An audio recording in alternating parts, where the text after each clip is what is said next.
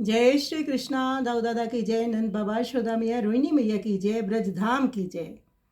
पलना श्याम झुलावती जननी, श्री सूरदास जी का ये पद है। नंद जी यशोदा जी के अंगना में गोपाल नित्य प्रति खेलते हैं, विभिन्न लीलाएं करते हैं। अभी तो वो नन्हे से हैं, तो माता श्याम सुंदर को पलने में झुला रही है। अत्यंत प्रेम वश वह नंद पत्नी गाती जाती है। वह आनंद से प्रफुल्लित है, मन ही मन प्रसन्न हो रही है। बार बार उल्लासित होकर प्रभु भुजाएं फैलाते हैं और श्री यशोदा जी हर्षित होकर उन्हें गोद में उठा लेती है।